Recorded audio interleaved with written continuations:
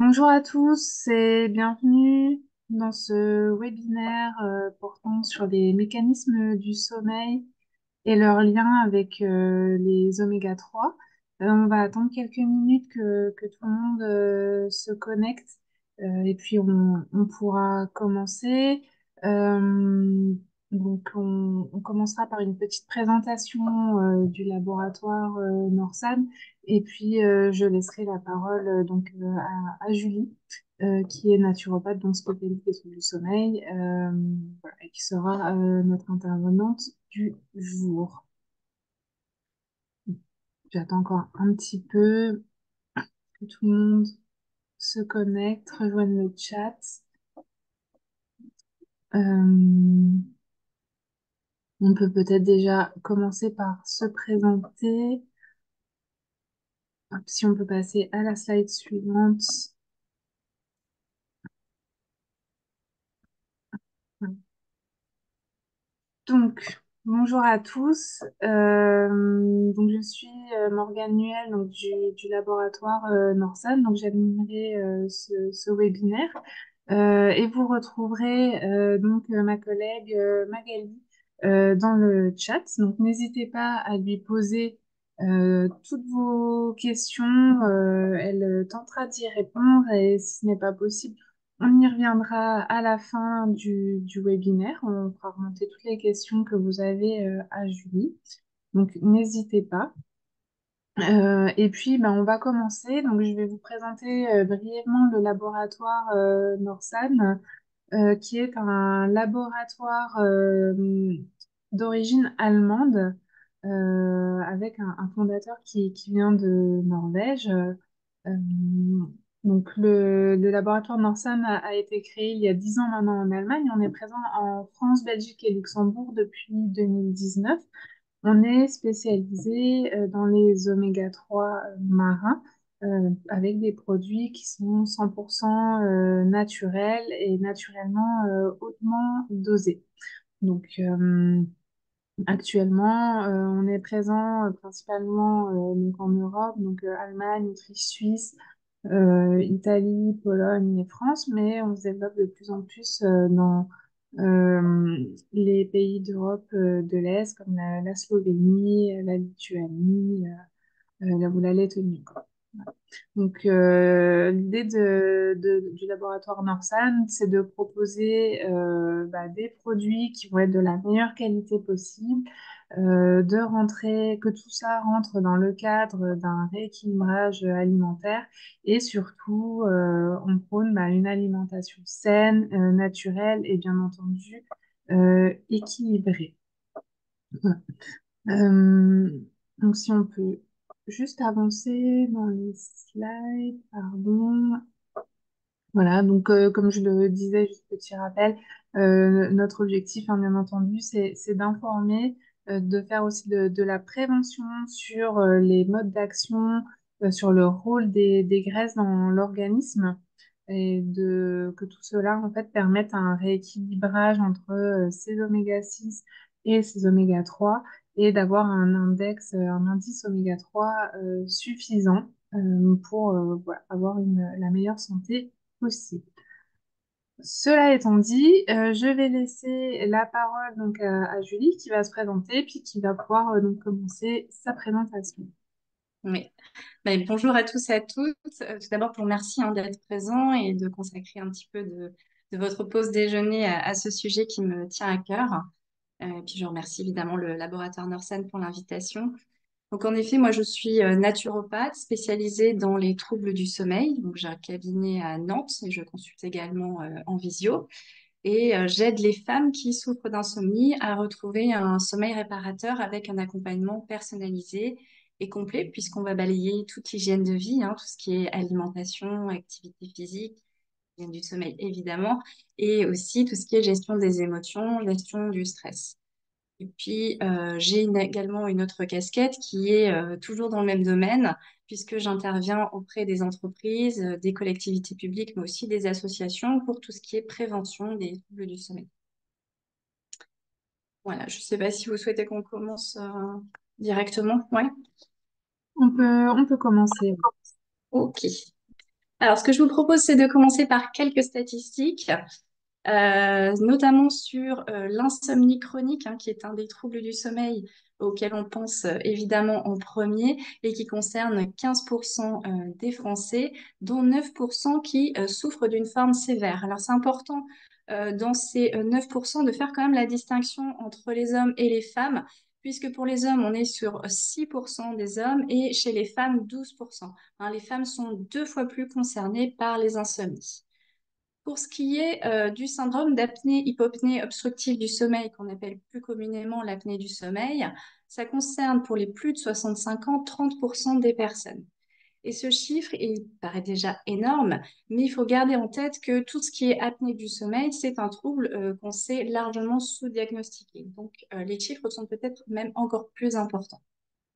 En plus, nous avons également le syndrome des jambes sans repos, hein, qui se manifeste essentiellement le soir et la nuit. Et là, nous retrouvons 8,5% des Français concernés, avec environ 2% qui vont avoir des manifestations plusieurs fois par semaine. Et là encore, les femmes vont être 2 fois plus concernées par ce trouble. Alors, je vous propose juste de faire un rapide rappel des 3 grandes classes d'acides gras pour voir un petit peu où se situent nos oméga 3. Donc, la première classe, c'est la classe des acides gras saturés, dans laquelle on va retrouver notamment l'acide palmitique, hein, avec la fameuse huile de palme. Les acides gras monoinsaturés avec les oméga 9, donc l'huile d'olive, l'avocat, et puis les oméga 7 avec notamment les noix de macadamia. Et enfin, la classe d'acides gras qui nous intéresse le plus, donc ce sont les acides gras polyinsaturés, donc avec les oméga 6 et les oméga 3. Donc sur cette slide, donc vous avez donc le détail des oméga 6, je ne vais pas revenir là-dessus, mais sur les oméga 3, vous voyez qu'on en a trois. Nous avons l'acide alpha-linolénique, qui est le précurseur des oméga 3, et nous avons ensuite le PA et le DHA. Je ne prononce pas, je sais que je vais écorcher les noms de ces acides gras, je vous laisse faire ça chez vous, tranquillement. Donc, ce qui nous intéresse aujourd'hui, ce sont les mécanismes du sommeil. Et nous en avons deux qui fonctionnent parfois ensemble et parfois de manière complètement indépendante. Le premier de ces mécanismes, c'est la pression du sommeil. Le sommeil, c'est une fonction cérébrale, hein. Les structures qui sont responsables des états de veille et de sommeil se répartissent dans un grand nombre de noyaux cérébraux, donc dans des noyaux du tronc cérébral et de l'hypothalamus. On a plusieurs noyaux qu'on peut qualifier de centres de l'éveil, mais par contre, un seul noyau qui est considéré comme le centre du sommeil, qui est le noyau ventrolatéral préoptique. Concernant les centres de l'éveil, vous voyez sur le schéma, ils sont représentés en vert, hein, ce sont les petites boules vertes, donc ce sont les noyaux cérébraux considérés comme les centres de l'éveil. Ils vont, vous voyez, activer le cortex cérébral par les neurotransmetteurs que nous connaissons, hein, donc l'acétylcholine, la noradrénaline, la sérotonine, l'histamine ou encore l'orexine. Excusez-moi, j'ai un petit problème avec mon écran. Hop, voilà. Euh, Ensuite, le centre du sommeil, lui, donc le noyau ventrolatéral préoptique, lui, il est activé par des substances hypnogènes. Alors, ces substances hypnogènes, elles sont en fait produites tout au long de la journée. Elles vont s'accumuler. Et l'accumulation de ces substances hypnogènes va induire en fin de journée ce qu'on appelle une pression du sommeil. Et c'est cette pression du sommeil qui va activer le noyau ventrolatéral préoptique. Je vous ai précisé également que dans ces substances hypnogènes, on retrouve notamment l'adénosine. Alors l'adénosine, ce qui est intéressant à savoir, c'est qu'elle entre en jeu notamment lorsqu'on consomme du café. Lorsque vous consommez du café, en fait, la molécule de caféine va essayer d'empêcher la molécule d'adénosine de faire effet, hein. Elle va aller squatter littéralement les récepteurs des molécules à adénosine, squatter le récepteur et empêcher la molécule d'adénosine de faire effet jusqu'à sa dégradation, donc de la molécule de caféine, qui, l'adénosine, pourra alors retrouver le récepteur et faire en fait enfin effet. Donc revenons sur le noyau ventrolatéral préoptique, donc qui est activé par cette pression du sommeil, sauf qu'il ne va pas se contenter d'être activé, il va lui aussi aller inhiber les centres qui sont impliqués dans l'éveil, et ce par transmission de neurotransmetteurs. Vous voyez noyau ventrolatéral préoptique, qui est en rouge sur le schéma, hein, il va inhiber les centres de l'éveil par des neurotransmetteurs que sont le GABA et la galanine. Et donc, les noyaux qui sont responsables de l'éveil vont être désactivés et ne vont plus produire de neurotransmetteurs nous permettant de rester éveillés. Donc, dans ce mécanisme, il y a deux choses à retenir. La première, c'est que le sommeil et l'éveil sont vraiment interdépendants. Hein, les noyaux qui sont responsables de ces deux états vont s'inhiber réciproquement. Ils ne se contentent pas d'être activés, ils s'inhibent réciproquement. Donc, vous pouvez voir sur le schéma, lorsqu'on est éveillé, les noyaux de l'éveil vont inhiber le noyau du sommeil, responsable du sommeil, avec tout ce qui est sérotonine, noradrénaline et GABA-histamine, et le noyau ventrolatéral préoptique pendant le sommeil ira inhiber les centres de l'éveil avec le système GABA et la galanine. La deuxième chose à retenir dans ce mécanisme, c'est vraiment la place des neurotransmetteurs qui est au cœur du mécanisme.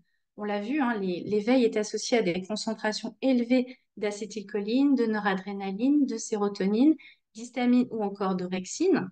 Quant à lui, le sommeil, lui, est associé à des concentrations élevées de GABA, de galanine. Et pour être plus précise, on a aussi une élévation de la concentration d'acétylcholine pendant les phases de sommeil paradoxal et une élévation de la concentration de sérotonine pendant les phases de sommeil lent profond.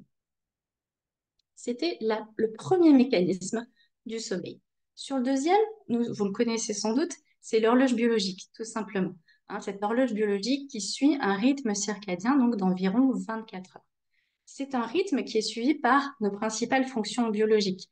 Donc, je vous ai mis par exemple la sécrétion d'hormones ou encore la fréquence cardiaque et évidemment par cette alternance d'état et de veille. Alors, on parle souvent de l'horloge biologique. Hein.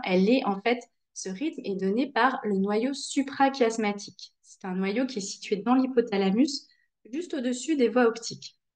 Sur le schéma en haut, vous pouvez voir en vert l'hypothalamus. Et vous avez ensuite le détail des noyaux de l'hypothalamus. Et notre noyau suprachiasmatique, c'est la toute petite bille bleue qui est tout en bas. Alors, on a l'habitude de dire que le noyau suprachiasmatique, c'est l'horloge biologique, mais en réalité, on a autant d'horloges biologiques que nous avons de cellules dans notre organisme. Chaque cellule a une horloge interne qui va s'exprimer au travers de gènes. Le noyau suprachiasmatique, lui, il va fonctionner, mais en fait, comme l'horloge maître, une horloge centrale qui va synchroniser les autres horloges périphériques et leur permettre de conserver donc ce rythme d'environ 24 heures. Sauf que l'horloge elle-même, elle a besoin d'être synchronisée. Et pour cela, il existe des facteurs synchronisateurs et le principal d'entre eux, c'est la lumière. Vous pouvez voir sur le schéma que la lumière va agir au niveau de la rétine. Alors, au niveau de la rétine et plus précisément sur les cellules ganglionnaires à mélanopsine. Ce sont des cellules qui sont dédiées à la détection de l'intensité de la lumière. Elles ne participent pas à la vision. Elles sont vraiment dédiées à cette détection de l'intensité de la lumière. Et elles sont connectées avec le noyau suprachiasmatique. Souvenez-vous, je vous ai dit, il est juste au-dessus des voies optiques. Il va donc pouvoir envoyer un signal à une glande qui est juste à côté, qui est la glande pinéale. Et c'est cette même glande pinéale qui va sécréter la mélatonine. Donc, quand on a une intensité de la lumière qui diminue, on va avoir la glande pinéale qui sécrète de la mélatonine. Et lorsque la lumière devient plus intense, on aura une sécrétion de la mélatonine qui va être freinée.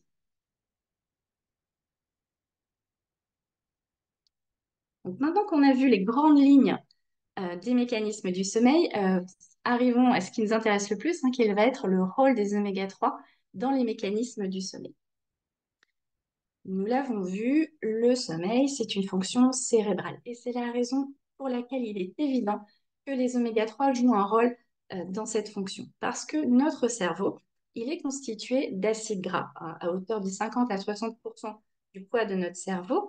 Et on retrouve notamment nos oméga-3 et le DHA. Le DHA qui va être vraiment l'oméga-3 dominant dans le cerveau. Et ces oméga-3, donc ce DHA essentiellement, on va le retrouver dans les membranes des neurones, ce qui va lui faire jouer un rôle essentiel dans la libération des neurotransmetteurs. Donc, si on se penche un petit peu plus sur ce rôle des oméga 3 dans les membranes des neurones, on voit qu'il va permettre à ces membranes d'être plus fluides, plus malléables. Vous voyez un petit peu sur le schéma en fait que les membranes, et notamment les membranes donc, au niveau de la synapse, c'est-à-dire cette zone de communication entre les neurones, ces membranes vont être amenées à être déformées, découpées, à former des vésicules qui libèrent les neurotransmetteurs. Et donc, on voit bien que la fluidité de la membrane est essentielle dans la libération des neurotransmetteurs. Et c'est cette fluidité que vont apporter les oméga 3. Donc, ils vont faciliter donc cette déformation, ces scissions de vésicules synaptiques. Et chose la plus importante à vraiment à comprendre, c'est ça, c'est que dans la neurotransmission, c'est la qualité des membranes plasmiques qui va être déterminante. Et elle va vraiment dépendre de la richesse en oméga 3. Concernant certains neurotransmetteurs, les oméga 3 agissent également, et je vais vous prendre l'exemple de la sérotonine.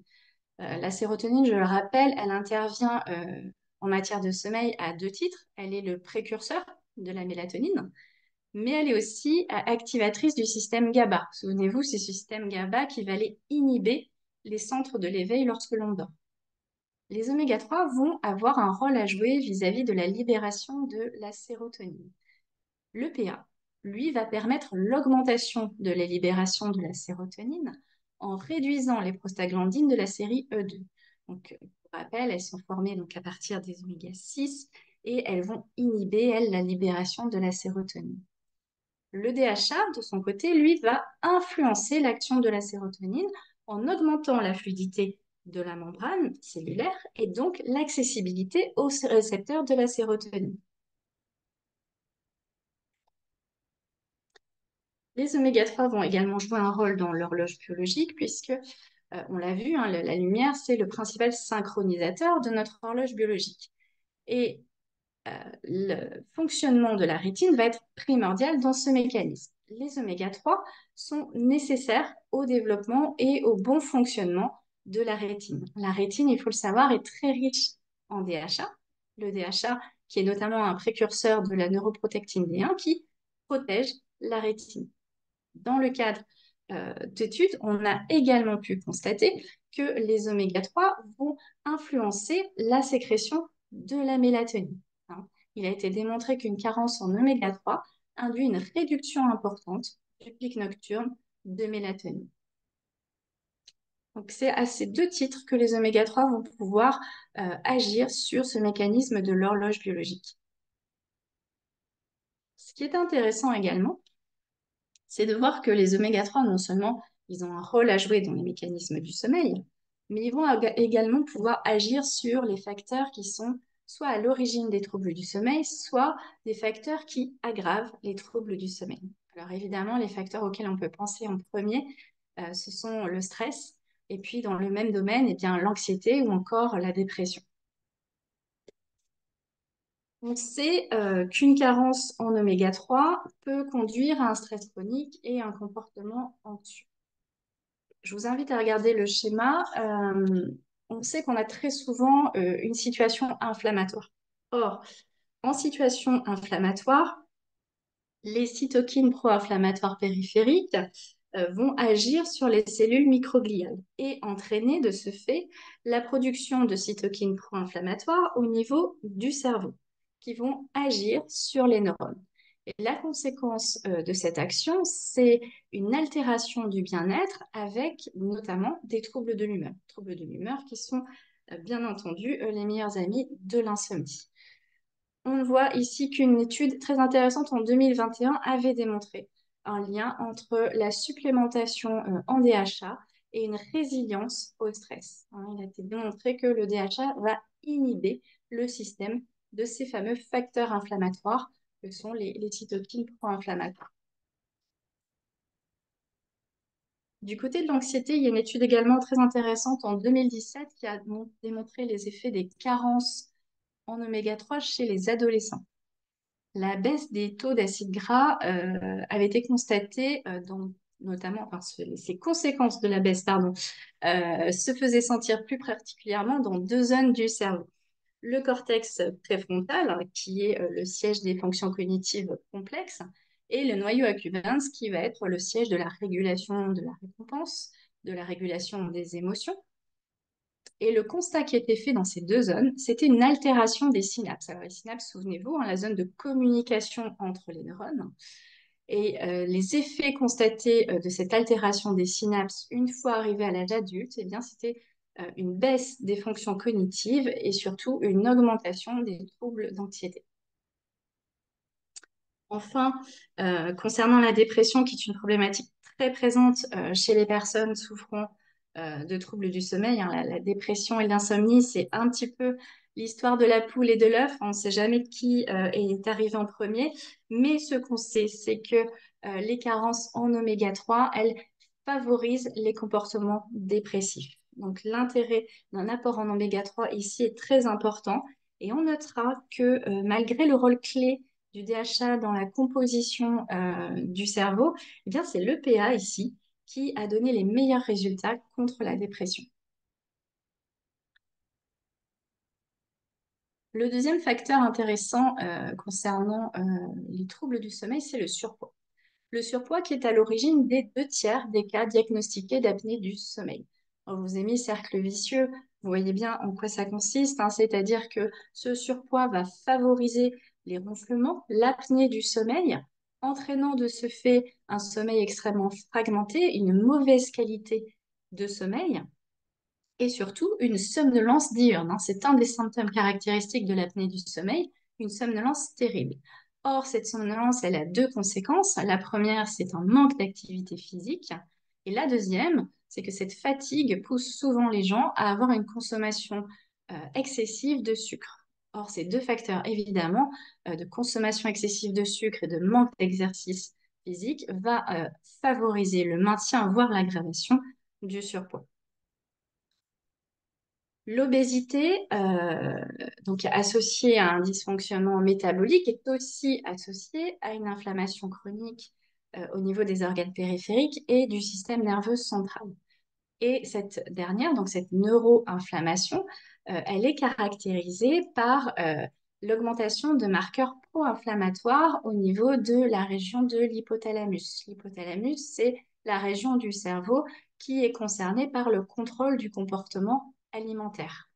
Donc là, les oméga 3 vont être très intéressants pour leurs propriétés anti-inflammatoires. Enfin, toujours sur l'obésité, en concernant le syndrome métabolique qui est étroitement lié à l'obésité, pardon, ils sont que les oméga 3 aient un effet favorable sur les altérations lipidiques. Alors, je vous ai noté quelles étaient les constituantes de ce syndrome métabolique. Et pour ce qui est des altérations lipidiques, donc c'est la baisse du HDL cholestérol qu'on appelle communément le bon cholestérol et l'élévation des triglycérides.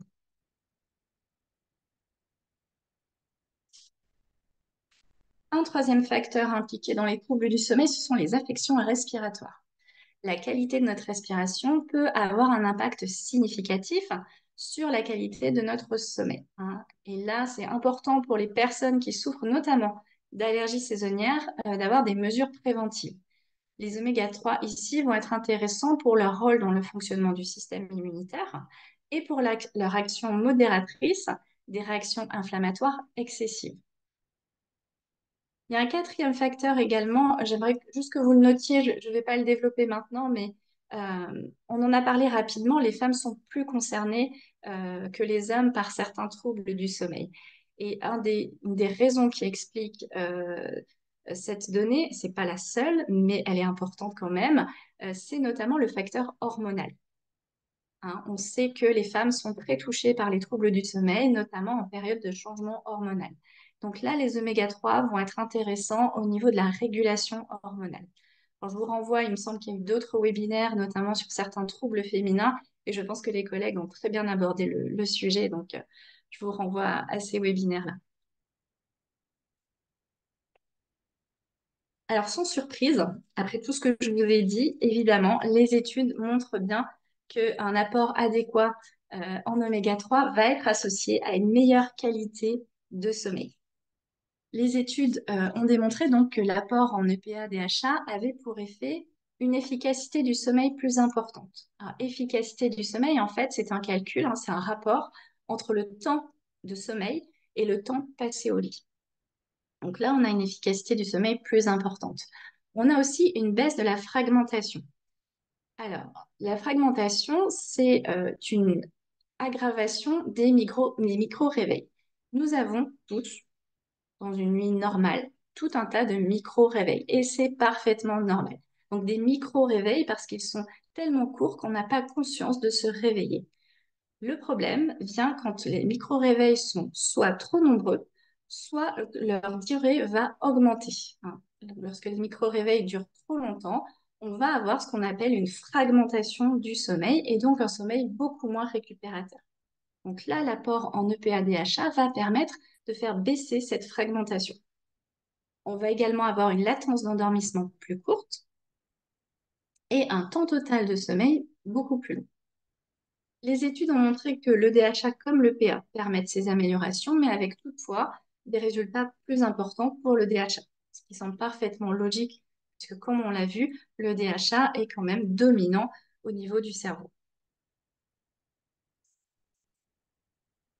C'est le cas notamment pour les nourrissons. Le DHA, on le sait, est très important pendant la grossesse, hein, pour le développement et le fonctionnement optimal du tissu nerveux du fœtus.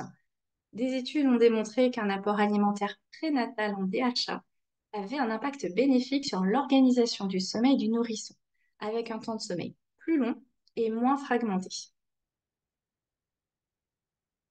Pour ce qui est des adultes,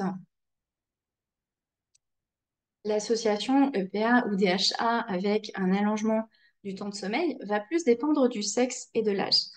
Pour les femmes de plus de 40 ans, une augmentation de l'apport en DHA va notamment améliorer les problèmes de très courte durée de sommeil. Sur cette même problématique, par contre, chez les hommes de moins de 30 ans, eh bien, on avait des résultats plus efficaces avec un apport alimentaire en EPA.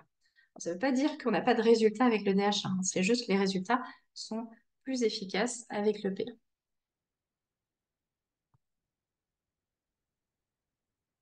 Alors, je vous propose de balayer un petit peu les sources alimentaires des oméga 3, à commencer par l'acide alpha-linolénique. Donc, je vous l'ai dit, hein, c'est le précurseur de la famille des oméga 3. Il est essentiel, c'est-à-dire que notre organisme ne le fabrique pas, il doit être apporté par l'alimentation. Par contre, c'est à partir de ce composé que notre organisme va être capable de synthétiser le PA et le DHA. La difficulté vient du fait que le taux de conversion de l'acide alpha-linolénique en DHA est trop faible pour couvrir nos besoins et il faudra du coup apporter du DHA par l'alimentation. Je vous ai précisé également que ce taux de conversion, en fait, il va encore être diminué en cas de carence, et bien tout simplement en cas de carence des cofacteurs de cette synthèse, hein, vitamine B6, B8, calcium, magnésium ou encore le zinc, en cas de consommation d'alcool et ou de tabac, et puis également en cas d'apport trop élevé en oméga 6.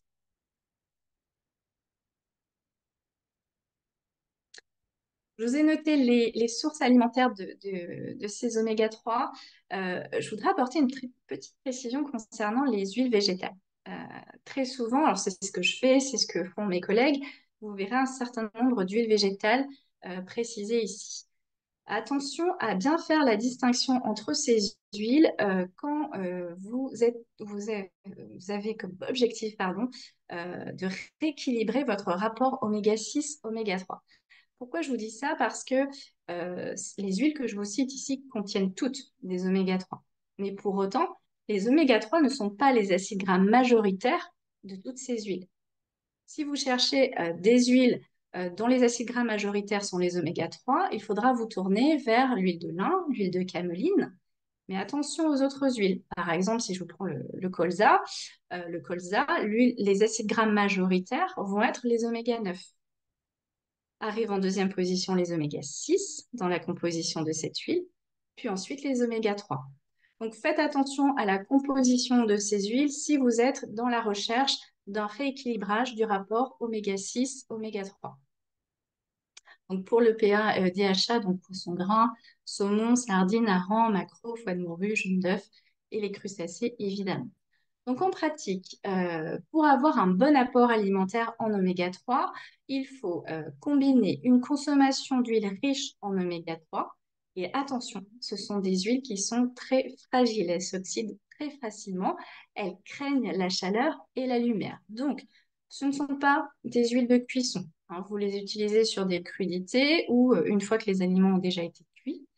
Elles sont conditionnées dans une bouteille opaque. Et j'insiste là-dessus, hein, puisqu'on retrouve dans les cuisines françaises une célèbre marque de bouteilles en plastique transparente qui se dit riche en oméga 3. À partir du moment où la bouteille est transparente, je pense qu'il y a une bonne partie de cette huile qui a été oxydée. Et puis, elle se conserve évidemment au réfrigérateur après ouverture. Et c'est cumulatif. Consommer également 2 à 3 fois par semaine du poisson gras. Donc là encore, sardines, maquereau, c'est selon vos goûts. Pour ce qui est de la supplémentation en oméga 3, je vous ai indiqué les besoins journaliers. Alors évidemment, cette supplémentation, elle va être nécessaire quand il y a une carence avérée. Peut-être qu'on aura l'occasion d'en parler, mais Norsan propose notamment un autotest. Vous avez également la possibilité de vous supplémenter pendant votre grossesse. En cas de troubles de cardiovasculaire, tous les cas d'inflammation également vont être intéressants et également pour les maladies auto-immunes. Alors, je vous ai mis également que ça peut être intéressant en cas d'impossibilité temporaire d'apport alimentaire, que je vous trouve un exemple pour les allergies, si pour les allergies saisonnières, par exemple. Il y a de plus en plus de personnes qui, pour prévenir un petit peu ces allergies saisonnières, pendant les 3-4 premiers mois de l'année, ces personnes vont éviter de consommer des aliments riches en histamine. Le problème, c'est que dans ces aliments riches en histamine, on va retrouver notamment nos fameux petits poissons gras. Donc, l'idée, c'est quand même d'éviter de se créer une carence en oméga 3 sous prétexte de prévenir les allergies saisonnières. Donc là, la supplémentation va être intéressante, sachant que je pourrais peut-être préciser au niveau du laboratoire, mais il me semble que on n'a pas d'histamine hein, dans l'huile de poisson, puisque c'est une molécule qui est soluble uniquement dans l'eau, donc on ne retrouve pas de traces de l'histamine. Évidemment, une supplémentation sur les troubles du sommeil, hein, puisque on a vu tous les avantages des oméga 3 dans ce domaine, avec évidemment la possibilité, si on le peut, de prendre des compléments qui ont une dominante en DHA. Voilà, j'arrive au terme de ma présentation. Si vous avez des questions, je reste évidemment disponible et je vous remercie pour votre attention. Merci beaucoup, Julie. Alors, ce que je vous propose, c'est, je vais juste présenter un petit peu les produits Norsan donc sur les slides suivantes et on passera aux questions. Donc, n'hésitez pas déjà à les noter dans le chat si vous en avez. Alors, juste pour vous présenter un petit peu la gamme Norsan, donc comme je vous l'ai dit, on propose des produits qui sont 100% naturels, naturellement hautement dosés et qui donc ne sont pas concentrés chimiquement.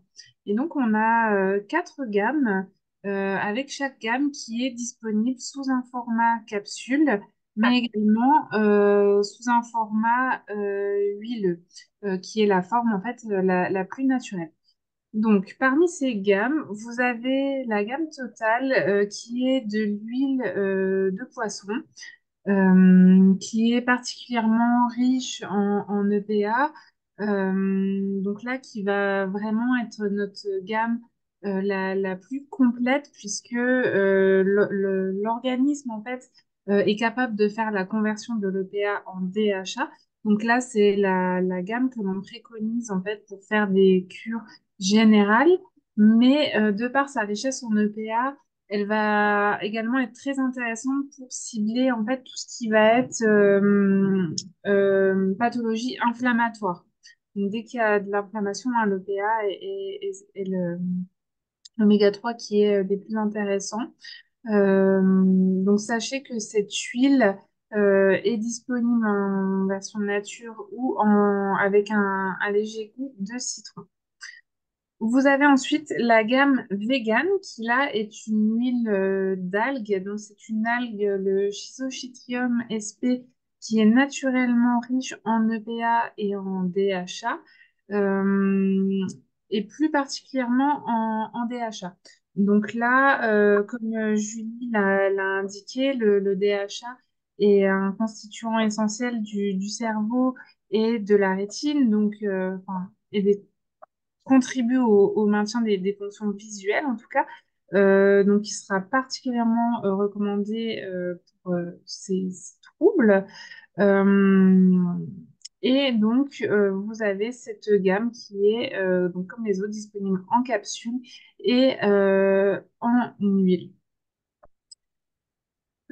Notre troisième gamme, donc c'est la gamme Arctis. Là, on est sur de l'huile de foie de morue, toujours 100% naturelle, toujours avec l'arôme de citron. Et le foie de morue, en fait, est lui aussi particulièrement riche en DHA. Donc, il a les mêmes propriétés que la gamme vegan. Donc après, selon, voilà, vous avez une alternative entre de l'huile de poisson et une alternative donc plus végane. Euh, voilà. Et enfin, notre dernière gamme, donc c'est la gamme Kids. Là, on est sur un mélange d'huile de petits poissons gras et d'huile de foie de morue, toujours avec la version liquide et une posologie adaptée aux enfants. Donc, il n'y a pas de sucre ajouté. On est toujours sur une formulation 100% naturelle. On peut la consommer dès les premiers jours de vie s'il n'y a pas de supplémentation déjà de la maman en cas d'allaitement. Et on propose des petites pastilles gélifiées, donc à mâcher, surtout à partir de 2 3 ans, une fois que les capacités masticatoires de l'enfant sont bien développées, bien entendu.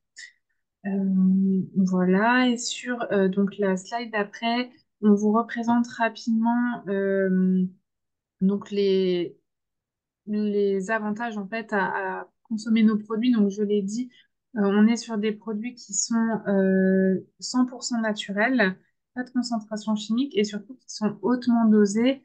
Donc nos produits vous apportent 2000 milligrammes d'oméga 3 par jour.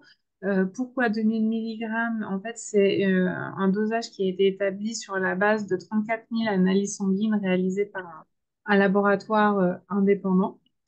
Euh, et on propose donc des produits qui sont très purs, avec un indice Totox, donc un indice d'oxydation très faible, et qui sont certifiés donc par des organismes indépendants, notamment IFOS, qui garantit donc la pureté et la fraîcheur de l'huile, et Friends of the Sea, qui garantit que nos produits proviennent d'une pêche responsable.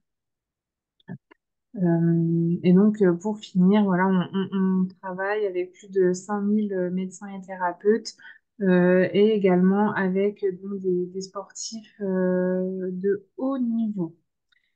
Vous avez déjà les coordonnées donc, de Julie. Si vous avez d'autres questions, n'hésitez vraiment pas à la contacter. De même, si vous avez des questions sur Norsan ou sur nos produits, euh, vous avez nos coordonnées qui sont présentes sur cette slide.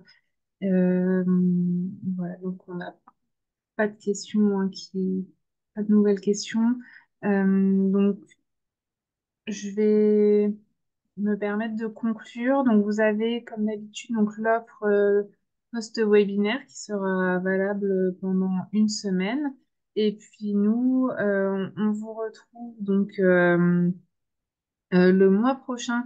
Alors, du coup, il y a eu une petite modification qui a été opérée hier. Ce sera à 19 heures le 18 juin, donc sur le rôle des oméga 3 pour le cerveau, les troubles de l'humeur et les symptômes dépressifs. Donc, on a un message de Madame Poulain qui nous entend. Euh, Si vous arrivez à écrire votre question, on peut encore y répondre, il n'y a pas de souci. Sinon, vous pourrez nous appeler ou appeler Julie selon. Vous pouvez me contacter sans problème. Ouais.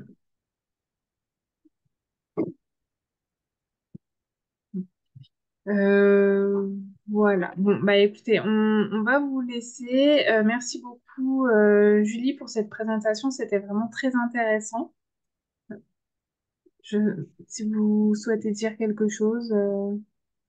Je vous remercie. En tout cas, déjà, je remercie tout le monde de votre attention et je remercie le laboratoire de Norsan aussi de s'être penché sur cette problématique du sommeil.